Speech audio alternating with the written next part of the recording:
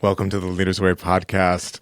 If you are a frequent listener over time, you will know of my great love and appreciation of the medieval Italian poet Dante Alighieri.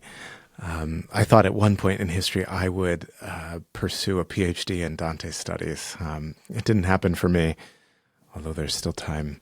But one of the things that I really appreciated about what Dante was trying to do was drawing from high and low culture.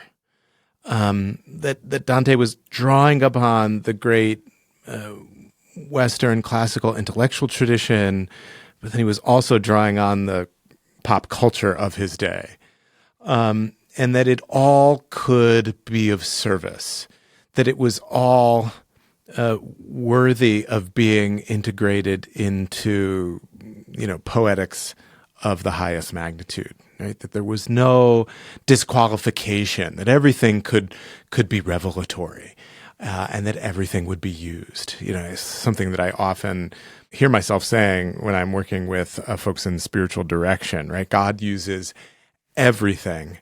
And this is a theme of my upcoming conversation with a wonderful, spirited, funny Episcopal priest, Joseph Yu, who is a pop culture savant. And so, this conversation will feature the gospel. It will feature an exploration of progressive Christianity. It will feature, an excoriation of Christian nationalism. But in this episode, you'll also find references to the WWE, Andre the Giant, Sabrina Carpenter, Bono, Instagram, TikTok. So there's a little something here for everyone, and it all serves. Joseph was really generous in sharing his story, but also his book and all his content creation that he does on Instagram is the way I came to know him. So I hope you enjoy this really fun conversation about faith and social media and the needs of the world today. If you don't know Joseph Yu, follow him on social media. He's an Episcopal priest, writer, and professional overthinker, as he describes it, trying to live the gospel one interruption at a time. He's a church planter. His church is in a suburb of Houston, Texas. He is the author of When the Saints Go Flying In, stories about faith, life, and everything in between. I hope you have as much fun listening as I did hearing Joseph tell his story.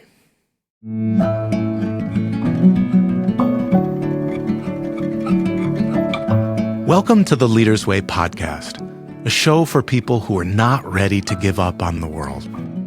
We convene sacred conversations with luminaries, scholars, and spiritual leaders who explore the creative vision needed to lead change in our aching world. I'm Dr. Brandon Nappi, lecturer at Yale Divinity School and executive director of the Office of Transforming Leaders at Berkeley Divinity School at Yale. I'm so glad you're here. Joseph Yu, welcome to the Leaders Way podcast. We're so glad you could be here. Thank you for having me. In a moment, I want to ask you about your journey to priesthood. It's one of the great gifts of this podcast that we get to have conversations where we really learn about the twists and turns of someone's personal journey. But I can't help but notice the belts above your head.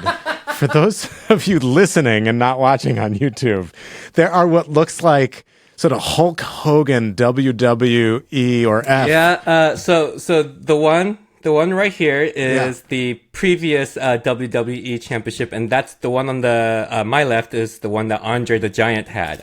I'm just never grew out of wrestling, so still very, very in it. Oh my gosh! Well, as a young boy growing up, I saw Andre the Giant and Hulk Hogan wrestle together, and That's wild. Yeah, and the fascinating documentary about the WWE, maybe on Netflix, right? Yeah, there's a couple right now. There's a lot to learn about the human drama in watching that. So I didn't see this conversation going there, but and I'm sure we'll find a way to connect it all and loop it back. But tell us how did you get to the place where you are now? What sort of work did God need to do in your life such that you've ended up doing what you do now? So it's our family business, basically. My father is a retired United Methodist pastor. And on my dad's side, my oldest uncle is a Korean Methodist pastor. And he had 3 kids. So my 3 cousins, 2 of them are pastors, and one of them is married to a pastor. On my mother's side, my grandfather was a Presbyterian pastor. My uncle is a Presbyterian pastor. My aunt is married to some kind of pastor. And my uncle's, the pastor's kid is right now in Fuller Seminary, so he might be going into ministry. And then my wife, she is an ordained deacon in the Methodist Church, and her father is a retired ordained Methodist pastor. So it's like a family business. But the story goes is that when I was 4 years old, I mean 4, like who knows what's happening in the world when you're 4? But when I was 4, I approached my dad and asked him if I could be a pastor just like him. And I guess my dad held those words against me because from that point on, he was certain that I was going to be a pastor. I mean, he would tell his friends that my son's going to be a pastor. He would tell his church members, my son is growing up and he's going to be a pastor. So when I was born in the 80s, we didn't have the technology to figure out the sex of the child before they were born. So my mom said, she would go to church almost every morning and pray that if God gave her a son, that she would dedicate him, the Hannah prayer, basically, she would dedicate him to ministry. So on one hand, I felt like I had no other choice in my life. But when I was about 12 or 13 or 14, I realized that that's not what I wanted to do because, it's not that I didn't have anything against my dad. I just saw how stressed out it was. I saw how mean the church can be. And I also knew that you don't go into ministry for money. So I was gonna, I had plans about doing something else with my life. I didn't know what it was back then, but I would tell my parents, of course, I'm going to be a pastor. I'm going to be a pastor. I'm going to be a pastor. My last year, at University of Hawaii, Manoa, I was a psych major, and I had decided that I was going to apply to graduate school of psychology in the University of Hawaii because then they had I don't know about now, but they had a pretty decently strong psychology program.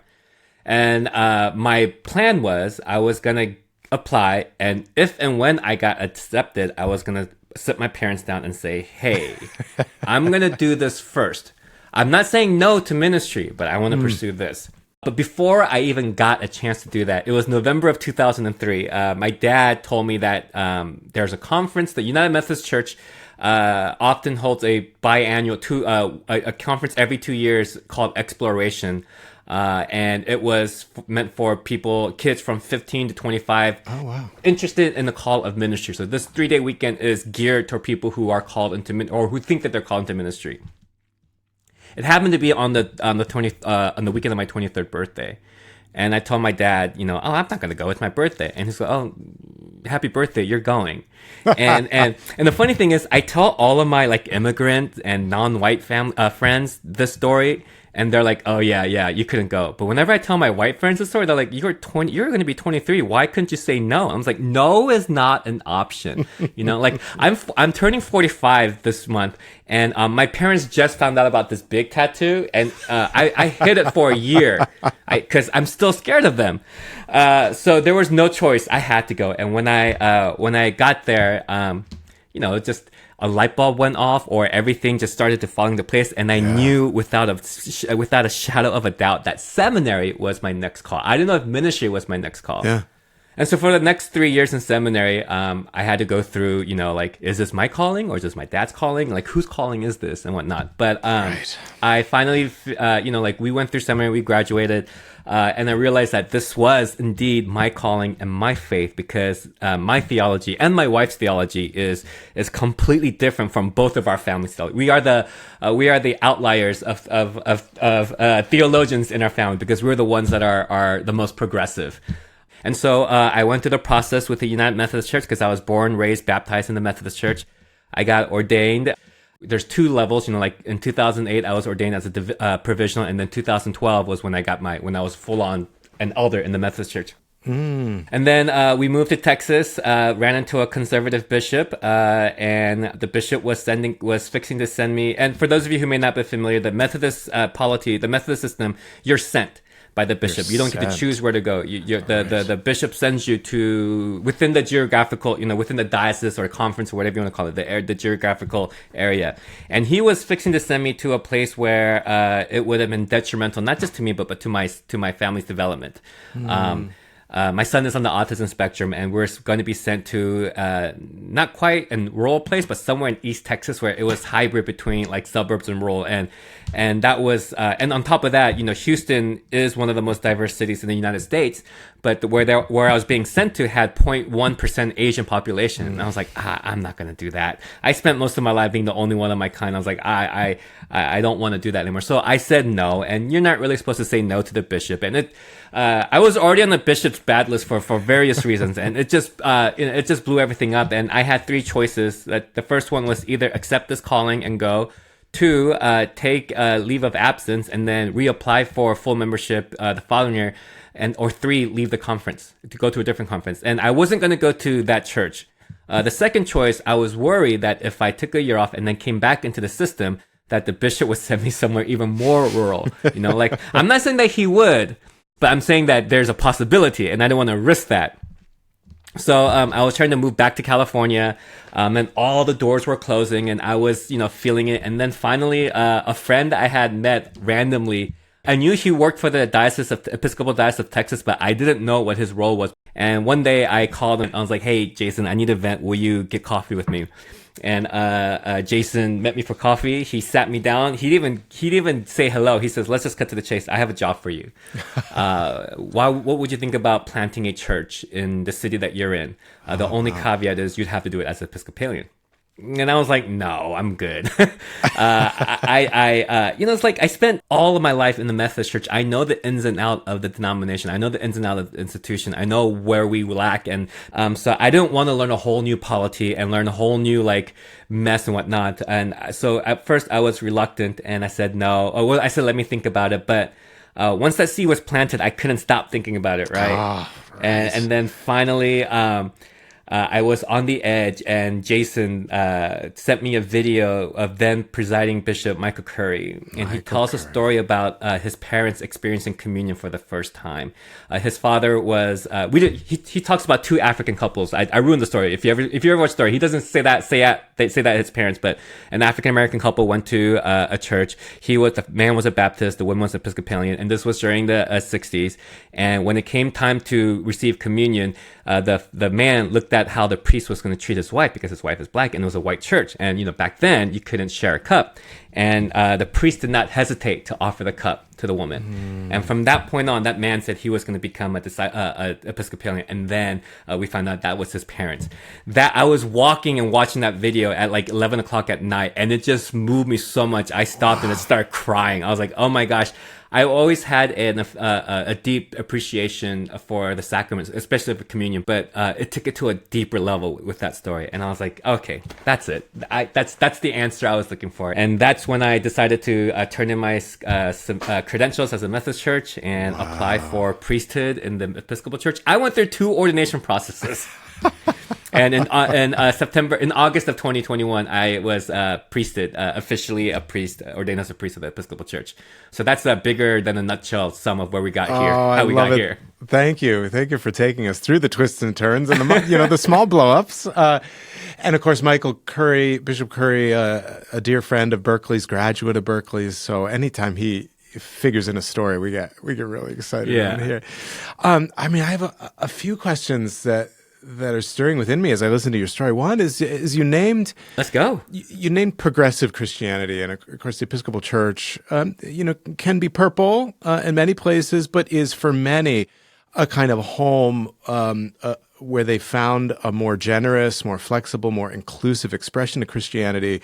But for those who may be new to the Episcopal Church, or maybe even really new in this Christian community, and they hear these words, progressive and Christianity, and they think, I didn't know those words belong together. Can you at least share from your perspective in terms of your journey, what was the discovery for you? What in terms of theology was really important in terms of drawing you in this new way that may have been different from how your parents were believing? Yeah. I grew up Evangelically, basically, I went through the whole purity culture and can't listen to secular music and all that stuff.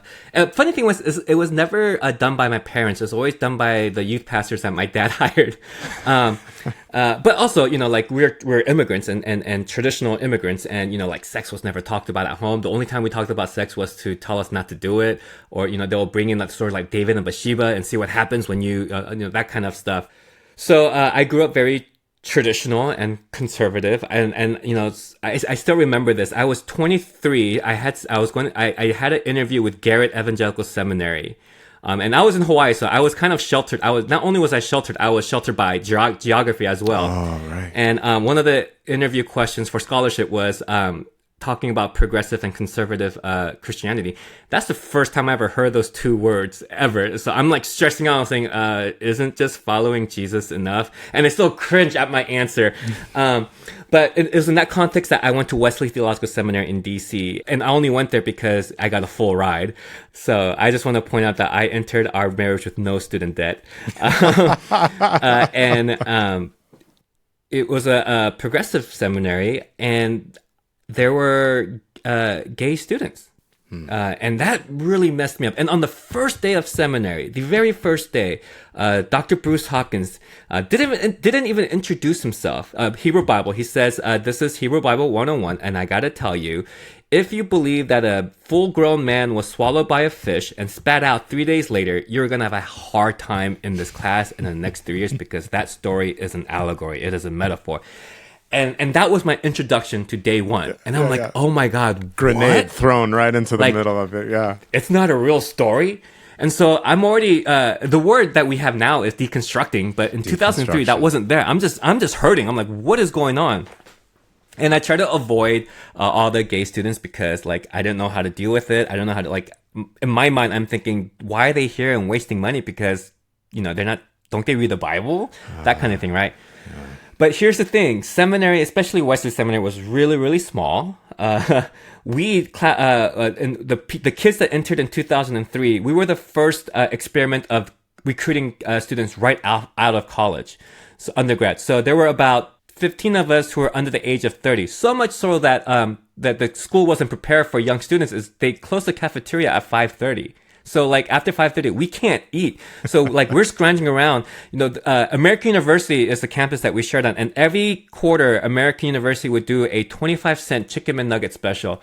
You can bet that we were there stuffing our faces with. I know this is probably a kind of TMI, but one point, my friend and I ate so much chicken nuggets that when we started sweating playing basketball, we could smell the chicken nuggets emanating from our skin. Amazing. But because it was small, like, you can't avoid everyone all the time, right? We have the same classes, we have the same schedule. Granted, I wouldn't eat lunch with them, but some of my friends would eat lunch with them, and on days that I don't want to be alone, I just go. And here's what happens, I think I think it was Gregory Boyle who talked about Saint Kateri, whose Native American name means she who bumps into everything. Oh, is that right? I didn't know that that's the translation. And so, yeah. Kateri Tekakwitha, yeah. Yes, thank you. I couldn't think of it. I don't want to butcher it. And so I kept bumping into these people, so much so that at some point, you have to ask them their name, or it's just going to be awkward, right? Yeah. And once you know someone's name, it's hard to keep them non-human, right? It's hard to dehumanize. A farmer once told me, you don't name the animals you're going to eat because it makes it harder to go through the process. So I started talking to people, and I started noticing that these gay students were actually really kind and smart and intelligent. And even more surprising, very devout and faithful people. Devout. Yeah, there was one student who I still talk to. I don't want to call him by name, but he worked at the bookstore, always wore fancy bow ties. And I saw that he was studying, he was at school, he was working part-time at the bookstore, working part-time at his church, going to all the protests and rallies and just fighting for inclusive rights, not just for the LGBT community, but for the economic people with low economic class. And I'm like, this guy is doing so much more than me. What is going on? And luck, spirit, God, fate would have it that for my preaching class. We had to preach one sermon. We had to write one sermon. The sermon I had to write on happened to fall on the lectionary week of the Cornelius story. And I'm trying to where God says, "Don't call anything I've created profane," and then he goes to this Gentiles' home, and Peter makes it known, "Hey, you guys know I'm not supposed to be here, but who am I? I'm still gonna go in." And then, so I'm working on a sermon, and like everything is churning in my head. And then I come across this Billy Graham quote of all people. Someone asked him about something, and he responded, "It's God's job to judge. It's the Holy Spirit's job to convict. And it's my job to love." And so with what I was experiencing, with bumping into all these gay students all the time, see that coming, Joseph. With the Cornelius story, trying to figure out how to preach a story, and then the fact that my one and only job is to love, I was like, okay, the best thing I can do right now is, it's not up to who goes to heaven or not. That's not my house. So I'm just going to befriend these people and get to know them and continue to just, be a good friend and not just like be awkward around them, be a good friend. And we'll see where we'll let God decide that, And so, that was the start of this whole progressive thing. And these labels progressive and conservative don't really help, because when I was in California, I wasn't progressive enough, and now that I'm in Texas, I haven't changed, but I'm too progressive. So it's a spectrum. If people want to call me progressive because we fully value that every human is a beloved child of God, that whether they're gay or straight or trans or whatever, however they identify, that they still are children of God, and we're going to treat them as such, then I will take that label anytime, any day. I don't like calling myself a progressive Christian because I feel like that puts me in a box, because about 5 years ago, when everything was when things were still up in the air, not 5 years, 10 years ago, I decided that I needed to have non-negotiables, and everything else is up to debate depending on the season. And my non-negotiable just happened to be the creed. Everything I find in the creed. I told people, even if I can't explain it, I'm going to just full on believe it. So a lot of my progressive friends do not believe in the virgin birth. They don't think it's necessary. And I'm like, that's cool, but for me, I gotta hold on to this. I know it doesn't make sense to me. I don't need to explain it, but I need to hold on to this, and that's gonna resonate with me. I have a friend who is questioning resurrection, and I'm like, cool. But for me, if I question resurrection, everything I'm holding on to will fall apart. Because for me, the resurrection is the driving engine of Christianity. So I have my non-negotiables that I hold on to dearly, and some of them will call those things a bit conservative, and I'm like, okay, but it works for me. and so that's how I move forward, and like everything else, I might believe something in one season, and then I might hear someone argue a very good counterpoint. I'm like, you know what, that makes more sense, and I might go that way. But the Nicene Creed is where that is not negotiable to me. I'm going to hold on to that till the day I die. But you can ask me to explain it, and I'm going to say sometimes faith doesn't need to be explained. We need to live in the mystery, so let's just reside in the mystery of this and move on. And I know for some people that doesn't sit right with them because they want to have answers, but I'm like, well, good, you figure it out. This works for me. If you're enjoying the Leaders Way podcast, you might like to join us in person as a Leaders Way Fellow. The Leaders Way at Yale is a certificate program exploring spiritual innovation for faith leaders. The Leaders Way at Yale combines the best of divinity school, retreat, and pilgrimage. Fellows meet in person at Yale for a week over the summer, then continue their learnings and mentor groups online. You can also take an online course or workshop with us here at Yale. Our learning space for faith leaders is hopeful, practical, and imaginative. Learn more on our website at berkeleydivinity.yale.edu. Clergy and leaders from every country, denomination, and seminary background are warmly welcome to join us for all of our programs. Now, back to the show. I'd love to talk about the book. It came out a few years ago now, but When the Saints Go Flying In is terrific. I've begun reading it, and it's It's funny, not surprisingly. It has a characteristic Joseph you humor. But what I love about it is you've got Vincent van Gogh, you've got contemporary figures, you've got stories. Tell us the story of the book. How did it all come together? What was that writing process like for you? Yeah, I had like 4 stories that I wanted to share. I just didn't know how. And I figured if I got those 4 stories in, the others would come out. But there was no way to like connect them. And I was sitting on like stories about my son and Vincent van Gogh and all the stories for like a couple of years.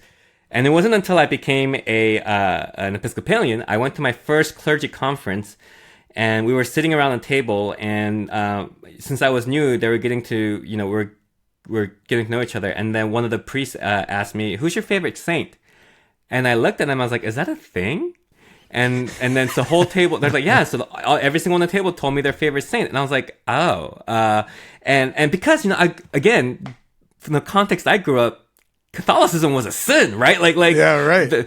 Every Catholic is going to hell because of the saints, because they're the way that they treat saints or whatever. So I was like, whoa, what is this? So then I started Here at looking Berkeley, at Joseph, just to give you perspective, it's been Halloween lately, right? And so many students dressed up as their favorite saints.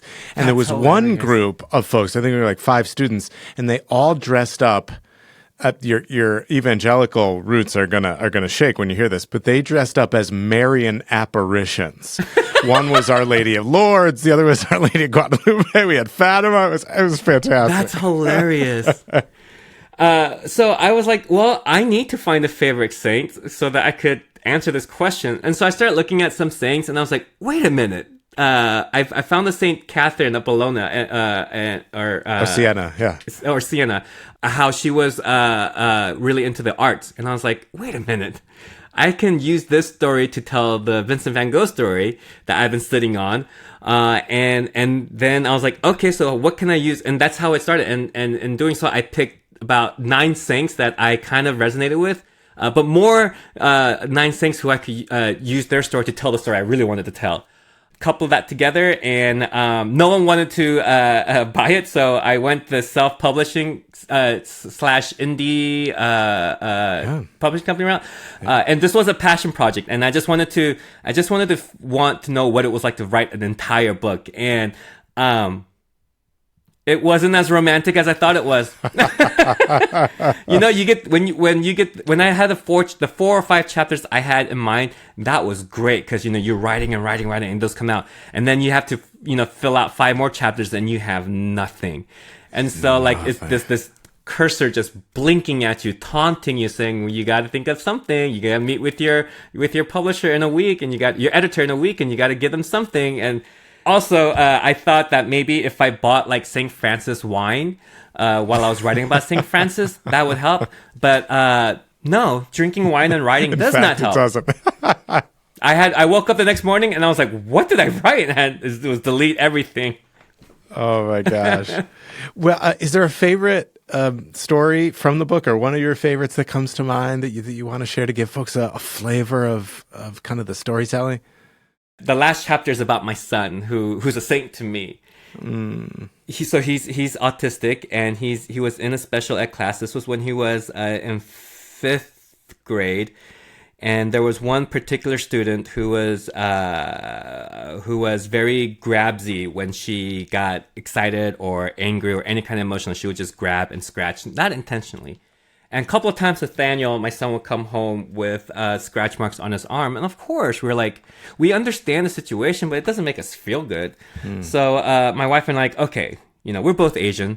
Let's teach him some martial arts that we remembered, because, like being an Asian, you have to take some kind of your martial arts as your kid, as a rite of passage.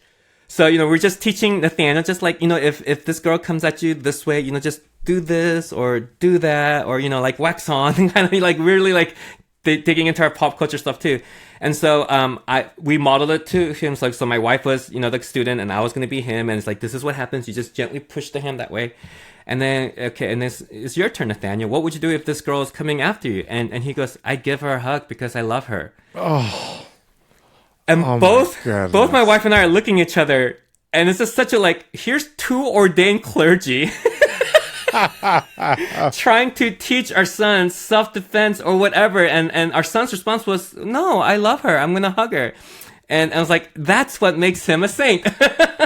So it's just like little things where I realized that a lot of our faith journey isn't about the big grand moments. It's about the small things that happen in ordinary spaces that really resonate with that stays in with me for the rest of my life. Right. And I also know you use the story of Saint Dymphna to talk about mental health. I wonder if you'd share a little bit why that was an important story for you to tell, especially, gosh, at this moment in time. You know, I majored in psychology, so I wanted to be a psychologist. I wanted to be a therapist, so that was part of it too. But I also grew up thinking that prayer is enough, right? That's what we tell people, or that's what churches. If you pray hard enough, and it took me a long time to realize that God calls people to certain things, right? Paul says, to prophets, to teachers, and we have therapists and psychologists because God called them to be such. So I really wanted to do my part in letting people know that it's okay to have Jesus and a therapist. It's okay to pray and go to receive therapy. And that I've been doing that for about since 2017, since I was in Santa Barbara, and we were working with college students and a lot of mental health issues there. And then, funnily enough, starting February 2024 was the beginning of this headbutt between myself and the institution. So much so that on Holy Week of 2025, I was diagnosed with moderate depression. And I was like, perfect timing, God, because Holy Week is not busy enough. Now, I'm glad that I was doing all the, being open about trying to destigmatize mental health, because once I was diagnosed, of course, I naturally felt the shame and we're Korean, we're supposed to suffer. There's no such thing as depression. That kind of like ego and pride. But turns out I was, like my wife talked me, saying it's okay, like we got you and all that stuff. So it was maybe God was preparing me for this moment. I don't know, but it would have been really bad if I was like anti-mental health and then this happened. But it flowed naturally into my story. And I joke about it now. It's like, now, it's like the hair club for men. Not only am I, I'm also a client, not only do I talk about mental health, I'm also, dealing with it too. I'm on antidepressants and all that stuff. So, I think it's really important for us to be open with that, because a lot of us clergy go through lots of mental strain that would help if we swallow our pride and go see someone. Yeah. A lot of our church members are not okay, and they need to know that it's okay to not be okay, and that you're not alone. And the more we hide behind platitudes and faith and say, oh, you just need to go to church, you just need to pray harder, that causes more harm. And doubly so, like I am very well of my limits and how I can help someone, and I am not a therapist, nor am I ever going to try to be a therapist. I would, people, we will have a meetings and they'll share something. I'm like, you need to go see a therapist. I can't, this is beyond what I can do. But you know what I can do for you is after your therapy appointment, let's come, we'll walk and talk, and, we'll do talk, we'll break that down. But I recommend you to go see a therapist, because because if I try to do it, we're going to mess both of ourselves. I'm going to mess you up, I'm going to mess me up, and it's going to be bad. So let me help with the processing part of it.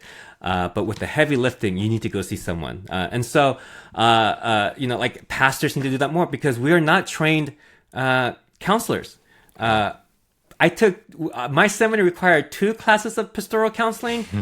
And bless, I mean, I'm not saying anything bad about my professors, but those kind of things you learn on the go. There's nothing that you learn on books and in classroom that prepares you for the, for the craziness that's in this world and some of the things that our parishioners carry. For instance, one time I got reamed for wearing a wrong color tie by a parishioner. And it's like, what? This is not, and I was old enough, mature enough to be like, this is not about me and my tie. Let's break this down. And it turns out I had offended her a year ago. Instead of talking to me, she held it in and held it in and held it in. It just grew and grew and grew. And the tie was what set her off. Like no one prepares you for that. Pastoral counseling class. I shared this recently in a sermon. Like, people told me that I was going to be a shepherd when I said I am going to be in ministry. Not a single soul, not even pastors themselves, told me that these sheep bite. They have teeth, and sometimes they bite and the bites go away. It's just a little nip, it's a nibble. Other times they bite and leave a permanent scar. No one told me that. So, and not even my pastoral counseling classes talked about like just how broken people are, and nor did they talk about how sometimes clergy end up being the spiritual punching bag of their parishioners, right? Yes. Because they're so angry at God, they don't know how to release this, and they see you as a clergy, you're the closest thing to God, so they take their anger out on you. Yes. And if you're not aware of that, you also bite back, right? And then it starts this toxic thing. So like, therapy is important for everyone. and I'm glad I had a chance to put it out there in print, and I've been openly talking about it. I first talked about it for selfish reasons, because I realized the more I talked about it, the less stigma it had, like the less it made me feel like I'm different. And so on one hand, it's making me feel better. On the other hand, I'm trying to normalize as much as I can that, hey, look, I believe in God. I believe I am a disciple of Christ. I am a professional Christian in the sense that I'm being paid to be one, and I have a therapist. I see a therapist once a month, and I'm on a very, albeit a low dose of Zoloft, but I'm with you, and nothing of what I just shared makes me less of a child of God. Yes. So that's just, I just want people to know that you can struggle and still be God's beloved. In fact, if that's who you present yourself as, God's not going to accept that, because God just wants who you are and nothing more and nothing less. So that was one of the reasons why I felt like, more clergy need to talk about, try to destigmatize mental health, and I shouldn't just tell the clergy to do it, I should be the one doing it too. Oh, thank you for talking about that. I know so many folks still, even in this moment, I think we've come a long way with the destigmatization of mental health, but I know that's like a burden of shame that a lot of folks still carry, especially seminarians, priests, folks in ministry. There's this old kind of inner critic that lives inside of us that says that I've failed. Right, a person of deeper faith, a wiser person, right? Yes, wouldn't be holding this. I got the call and I was like, oh my God, what am I doing wrong? What have I done wrong? Like that. The first thing is, what's wrong with me? In fact, after I got diagnosed, I had an emergency therapist a session with my therapist, and as I was walking out, he says, "Joseph, you're not broken," and I was like, "Okay, I'll take your word for it." Because you can't help but feel like you're less than. But thankfully, with my wife, she let me know, and I do have to admit, I haven't told my parents yet. Oh, wow. I didn't know how to approach it. My parents don't speak English very well, so they don't follow me on social media. Okay. And I was like, I should tell them, and then there was a perfect one to tell them, and I chickened out, and now that moment's passed. So I don't want this to be my therapy session, but part of it is also the Asian community, immigrant community, doesn't understand mental health, whatever.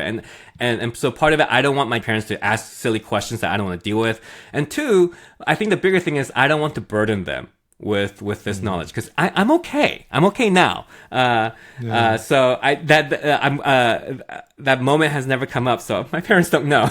So there's still a little bit of like some kind of shame or whatever you want to call it, where I'm not too terribly comfortable telling my parents.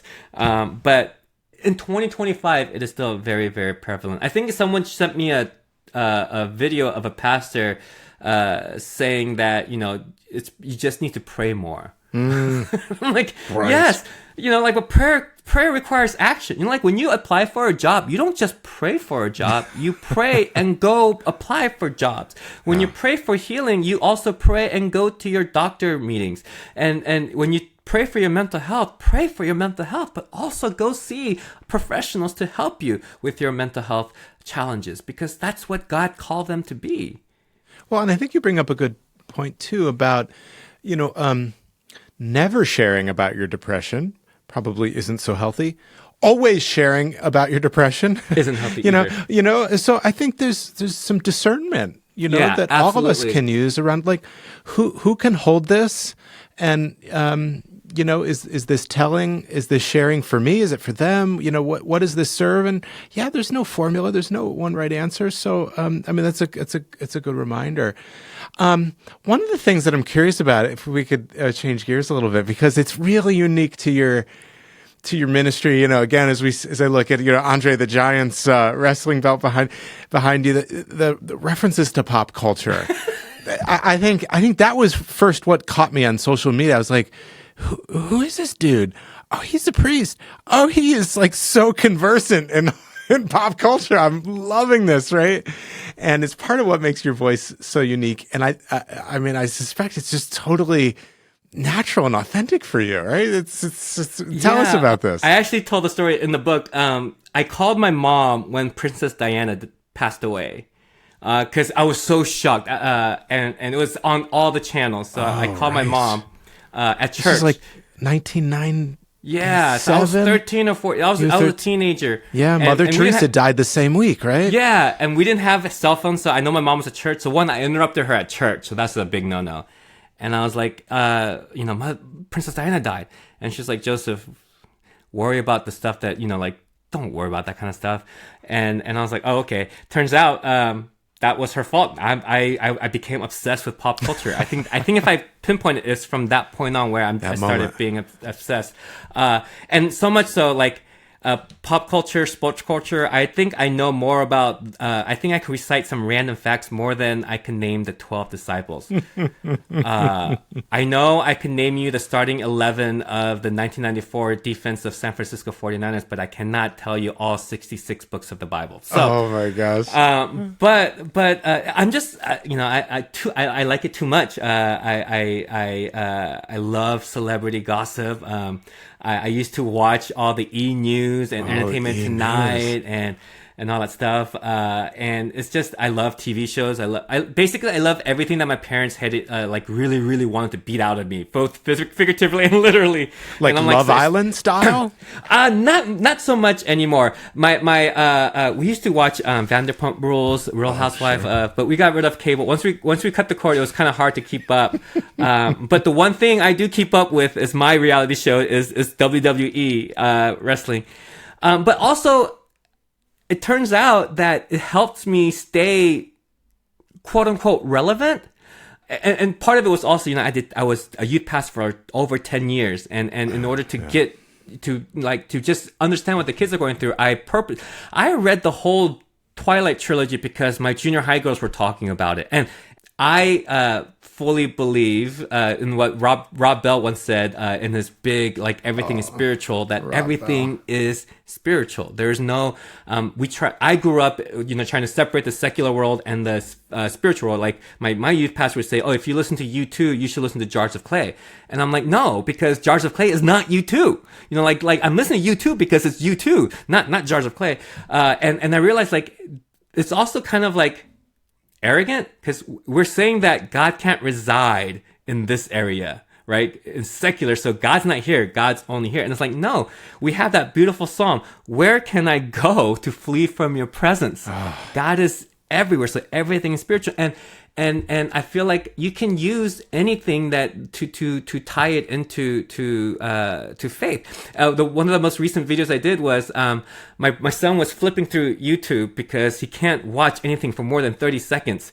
And for somehow, some way, he landed on the ending of a Sabrina Carpenter skit, the Saturday Night skit where they did the bingo. It's so funny. And then she sang off key, and I was on purpose. And I thought to myself, man, if we only saw that clip of Sabrina, everyone would think that she'd be a horrible singer. And I'm like, wait! And so, and I made a video about context of how scripture is need to be read in context, because if you just look at Sabrina for this 1 second clip, you could assume that she's a horrible singer. But if you know the context, that hey, where was this being performed at? Oh, a show called Saturday Night Live. What is Saturday Night Live about? It's about satire. They're satirizing and they're making fun there, and you're like, oh, this is a performance. So then, if 3,000 years later you come into this, you can conclude based upon all the context that Sabrina was playing a role, and it was supposed to be satirizing, and we need to do that with the Bible. Like, you take out one verse or half a verse, you can't make your entire agenda about that one verse, because you have to know the context. It's important to know why it was written, who it was written, because it helps you understand it better. When I talk about relevancy and resonating with people, for whatever reason, the mind of my colleagues go to, well, we don't want to water down the gospel. I'm like, who's watering down the gospel? I'm not saying that you can do whatever, and it's just saying, here's how the gospel can meet you in your life right now. And like, people know Sabrina Carpenter. Let's leverage that to teach something about how to approach the Bible. Do I think I'm watering around the gospel? Absolutely not. But for those who do think that, a lot of times they have a hard time connecting with people because they're so insulated by their spirituality. It seems to me what you're doing really powerfully is you're building bridges, right, between people's everyday experience or between pop culture and a sacred text, right, and the gospel. And of course, the Latin word for priest is just pontifex. It's bridge builder. I did not know that. I should have known that.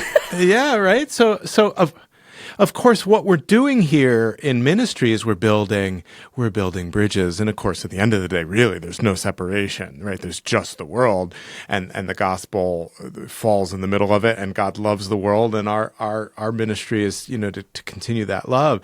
But I mean, to use your example of, sacred and secular music, Jars of Clay versus U2, I've just been absolutely moved by Bono's autobiography, right? And of course, nearly the whole band grew up in a youth group, right? And the pastor told them, you cannot make rock and roll music. It's antithetical to the gospel, right? And so they sat down, Bono and the Edge, and said, we're done. That's it. We'll put this away. We want to follow Jesus.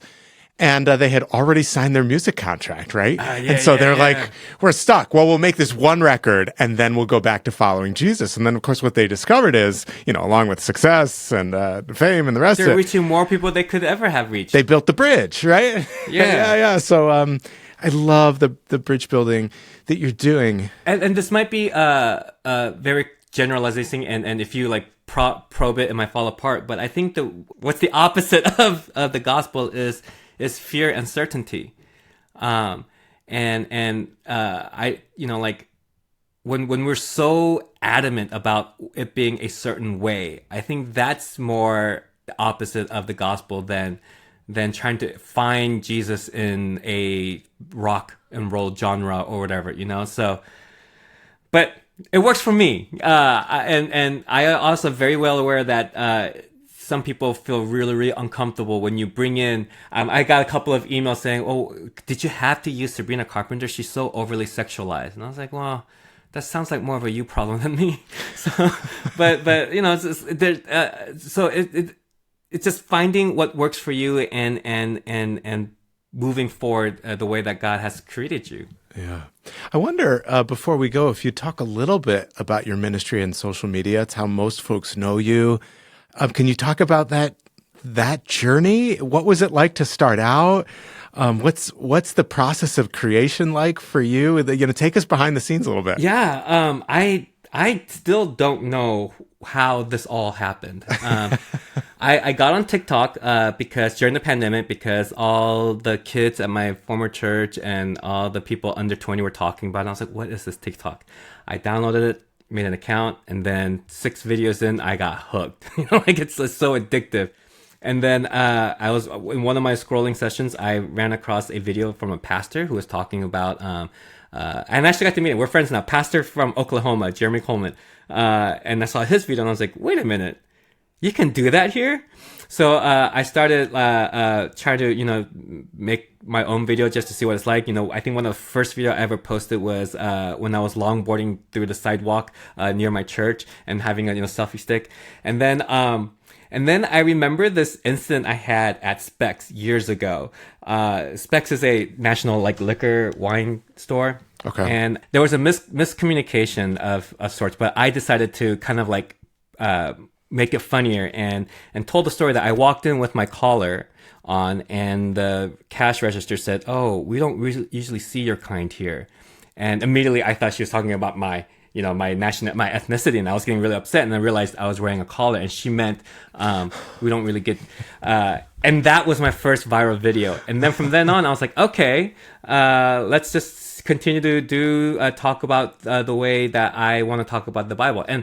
And it just grew from there. And now it serves as a creative outlet that I can't use in church, right? Like there's some topics that I can't preach from only because it's so controversial, and preaching is a one way. It's not it's not a dialogue. It's me telling you something that I believe God has placed in my heart. So, like real controversial subjects, I don't like to preach from the pulpit because I know that people disagree, and I want them to feel like they can voice their disagreements. So, we'll have Bible study sessions on those things, but on my social media account, I don't care.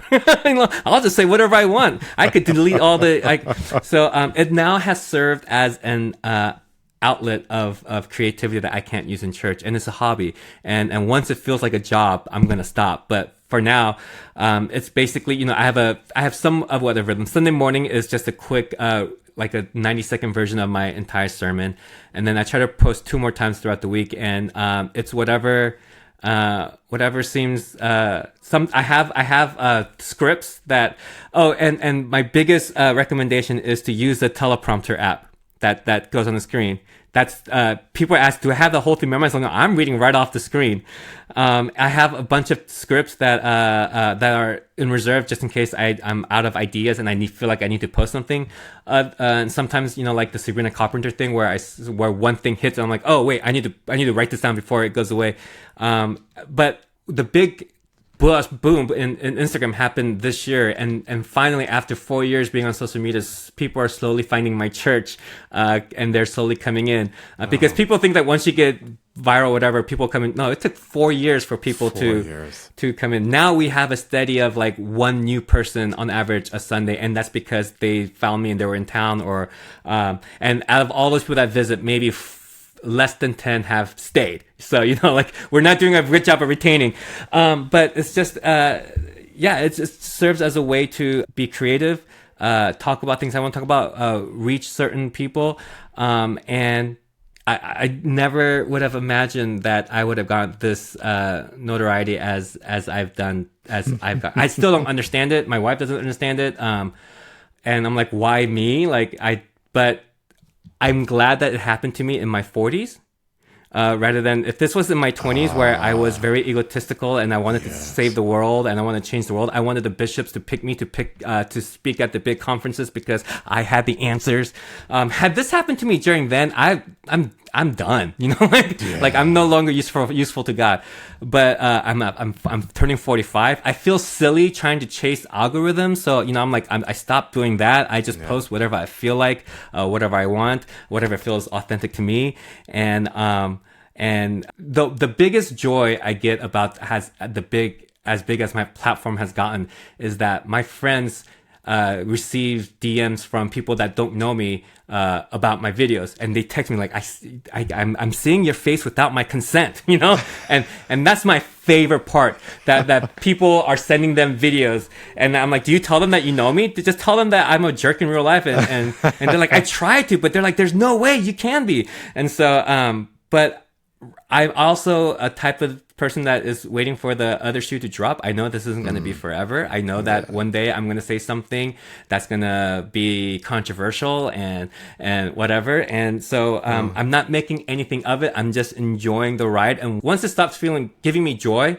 I'm okay. I'm going to walk away and find something else. But for right now, selfishly, it's been good for me. And I've been receiving lots of emails from people all throughout the faith walk, and just having that, being somewhat of a digital pastor and them sharing really personal stories about their fallout with the church, their fallout with the family.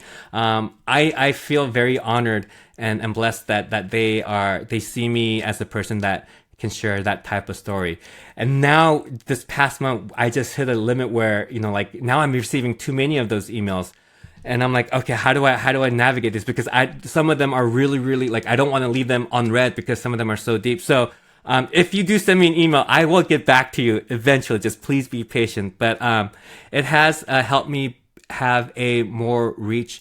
And, the one thing I am trying to do right now in this season is to offer the idea that there's another way to worship and follow Jesus, and it doesn't have to be the nationalist way. So that's my current mission right now, is to say that there's a different way to approach Jesus, and it's not this bullying and cruel way of dehumanizing everyone that doesn't fit in your tribe.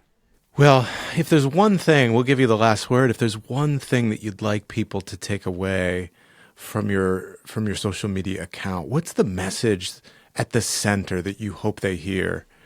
Yeah, I stole this from Andy Stanley. It's been our church's slogan, but I never really give Andy Stanley. Not like I know him, but he once said, "Everybody matters to God, even if God doesn't matter to them."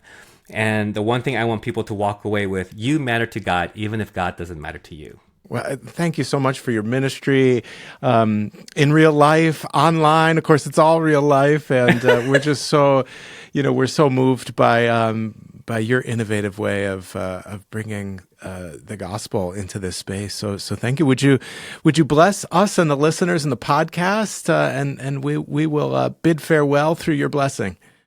What we say at church, at Mosaic Episcopal Church, we remind people that love is the only way that we change the world. And we have a little call and response. I'll say something like, go forth in love, because first we were loved and now we love. So my blessing to all of us is, may we continue to go first and forward in love, because first we were loved and now we love. Joseph Yu, thank you so much for being with us on the Leaders Way podcast. We'll see you on the interwebs. Yes, sir. Thank you. Thank you for joining us today on the Leaders Way podcast, a show for people who are not ready to give up on the world. We hope you found the episode expansive and nourishing. If you enjoyed the episode, please be sure to subscribe, rate, and review the podcast on your favorite platform. Your support helps us to continue bringing you sacred conversations with luminaries, scholars, and spiritual leaders who are dedicated to transforming our world. For more information about our guests and to catch up on past episodes, visit our website at berkeleydivinity.yale.edu. Follow the show on Instagram at theleadersway.podcast to stay updated on future episodes and events. Until next time, I'm Dr. Brandon Nappi, walking with you as you lead with courage, wisdom, and compassion.